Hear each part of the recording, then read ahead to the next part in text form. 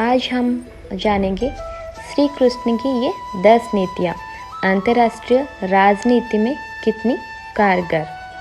श्री कृष्ण ने संपूर्ण जगत के हित के लिए गोकुल वृंदावन को ही नहीं छोड़ा, बल्कि उन्होंने अपनी सबसे प्रिय बांसुरी और उससे भी प्रिय राधा रानी को भी छोड़ दिया, क्योंकि उन्हें अधर्म के साम्राज्य को ध्वंस करना था। श्री कृष्ण का संपूर्ण जीवन अधर्म के विरुद्ध एक युद्ध था और उनके उस जीवन का अंतिम युद्ध महाभारत था। आओ जानते हैं क्या कहती है ये कृष्ण नीति। महाभारत काल से आज तक युद्ध के मैदान और खेल बदलते रहे, लेकिन युद्ध में जिस तरह से छल कपट का खेल चलता आया है, उसी तरह का खेल आज भी जारी है। ऐसे में सत्य को हर मोच कर कई बार हार का सामना करना पड़ता है, क्योंकि हर बार सत्य के साथ कोई कृष्ण साथ देने के लिए नहीं होते हैं। ऐसे में कृष्ण की नीति को समझना जरूरी है। प्रथम कृष्ण नीति, यह स्पष्ट होना चाहिए कि कौन किधर है। श्री कृष्ण ने कहा था कि कुल या कुटुंब से बढ़कर देश है और देश से बढ़कर धर्म। धर्म का नाश होने से देश और कुल का भी नाश हो जाता है। जब कुरुक्षेत्र में धर्मयुद्ध का प्रारंभ हुआ तो युधिष्ठिर दोनों सेनाओं के बीच में खड़े होकर कहते हैं कि मैं जहाँ खड़ा हूँ उसके नीचे एक ऐसी रेखा है जो धर्म और अधर्म को बांटती है। निश्चित है कि एक और धर्म और दूसरी ओर अधर्म है, दोनों ओर धर्म या अधर्म नहीं हो सकता। अंततः जो भी यह समझता है कि हमारी ओर धर्म है वो हमारी ओर आ जाए, और जो ये समझता है कि हमारे शत्रु पक्ष की ओर धर्म है तो वो उधर चला जाए, क्योंकि ये स्पष्ट हो जाना चाहिए कि कौन किधर है। युद्ध प्रारंभ होने से यह स्पष्ट हो जाना चाहिए कि कौन किसकी ओर है, कौन शत्रु और कौन मित्र है। इससे युद्ध में किसी भी प्रकार की गफलत नहीं होती है। लेकिन फिर भी यह देखा गया था कि ऐसे कई योद्धा थे जो विरोधी खेमे में होकर भी भीतरघात का काम करते थे। ऐसे लोगों की पहचान करना जरूरी होता है। द्वितीय कृष्ण नीति, संधि या समझौता तब नहीं मानना चाहिए। भीष्म ने युद्ध के कुछ नियम बनाए थे। श्री कृष्ण ने युद्ध के नियमों का तब तक पालन किया जब तक कि अभिमन्यु को चक्रव्यूह में फंसाकर उसे युद्ध के नियमों के विरुद्ध निर्ममता से मार नहीं दिया गया। अभिमन्यु श्री कृष्ण का भांजा था। श्री कृष्ण ने तब भी तय कर लिया था कि अब युद्ध में किसी भी प्रकार के नियमों को नहीं मानना है। इससे यह सिद्ध हुआ कि कोई भी वचन, संधि या समझौता अटल नहीं होता यदि उससे राष्ट्र का, धर्म का, सत्य का अहित हो रहा है तो उसे तोड़ देना ही चाहिए।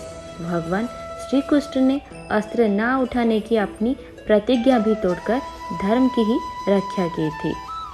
तृतीय कृष्ण नीति, शक्तिशाली से कूटनीति से काम ले। जब दुश्मन शक्तिशाली हो तो उससे सीधे लड़ाई लड़ने की बजाय कूटनीति से लड़ना चाहिए। भगवान कृष्ण ने काल्यवन और जरासंध के साथ यही किया था। उन्होंने काल्यवन को मुचुकुंद के हाथ मरवा दिया था तो जरासंध को भीम के हाथों। ये दोनों ही योद्धा सबसे शक्तिशाली थे, लेकिन कृष्ण ने इन्हें युद्ध के पूर्व ही निपट दिया था। दरअसल सीधे रास्ते से सब पाना आसान नहीं होता, खासतौर पर तब जब आपको विरोधियों का पलटा भारी हो। ऐसे में कूटनीति का रास्ता अपनाए। चतुर्थ कृष्ण नीति, संख्या नहीं, साहस और सही समय की जरूरी। युद्ध में संख्या बल महत्व नहीं रखता, बल्कि साहस, नीति और सही समय पर सही अस्त्र एवं व्यक्ति का उपयोग करना ही महत्वपूर्ण कार्य होता है। पांडवों की संख्या कम थी, लेकिन कृष्ण की नीति के चलते वो जीत गए। उन्होंने घटोत्कच को युद्ध में तभी उतारा जब उसके जरूरत थी। उसका बलिदान व्यर्थ नहीं गया। उसके कारण ही कर्ण को अपना अचूक अस्त्र अमोघास्त्र चलाना पड़ा, जिसे वह अर्जुन पर चलाना चाहता था। पंचम, कृष्ण नीति। प्रत्येक सैनिक को राजा समझो। जो राजा या सेनापति उनके एक एक सैनिक को भी राजा समझकर उसकी जान की रक्षा करता है, जीत उसकी सुनिश्चित होती है। एक एक सैनिक की जिंदगी अमूल्य है। अर्जुन सहित पांचों पांडवों ने अपने साथ लड़ रहे थे सभी योद्धाओं को समय समय पर बचाया है।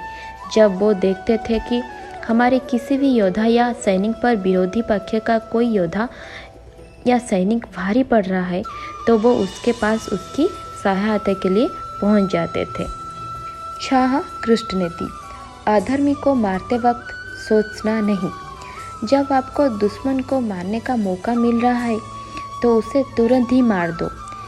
यदि वह बच गया तो निश्चित ही आपके लिए सिरदर्द बन जाएगा, या हो सकता है कि वह आपकी हार का कारण भी बन जाए। अंततः कोई भी दुश्मन किसी भी हालत में बचकर ना जान पाए। कृष्ण ने द्रोण और कर्ण के साथ यही किया था। 7. कृष्ण नीति। निष्पक्ष या तटस्थ पर ना करो भरोसा।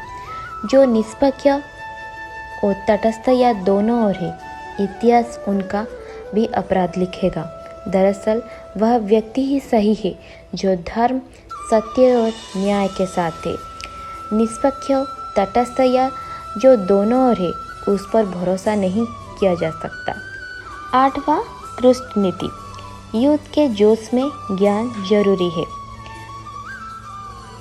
इस भयंकर युद्ध के बीच भी श्री कृष्ण ने गीता का ज्ञान दिया था।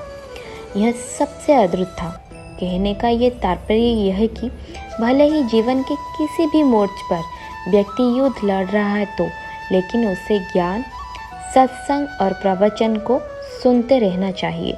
यह मोटिवेशन के लिए जरूरी है। इससे व्यक्ति को अपने मूल लक्ष्य का ध्यान रहता है। 9. कृष्ण नीति। युद्ध की योजना जरूरी है। भगवान श्री कृष्ण ने जिस तरह युद्ध को अच्छे से मैनेज किया था, उसी तरह उन्होंने अपने संपूर्ण जीवन को भी मैनेज किया था। उन्होंने हर एक प्लान मैनेज किया था। यह संभव हुआ अनुशासन में जीने, व्यर्थ चिंता ना करने, योजना बनाने और भविष्य की बजाय वर्तमान पर ध्यान केंद्रित करने से। मतलब यह है कि यदि आपके पास 5, 10 या 15 साल का कोई प्लान नहीं है तो आपकी सफलता की गारंटी नहीं हो सकती। 10. कृष्ण नीति। भय को जीतना जरूरी। कृष्ण सिखाते हैं कि संकट के समय या सफलता ना मिलने पर साहस नहीं खोना चाहिए। इसकी बजाय असफलता या हार के कारण को जानकर आगे बढ़ना चाहिए। समस्याओं का सामना करें। एक बार भय को जीत लिया तो फिर जीत आपके कदमों में होगी। ये थी श्री कृष्ण की 10 नीतियाँ।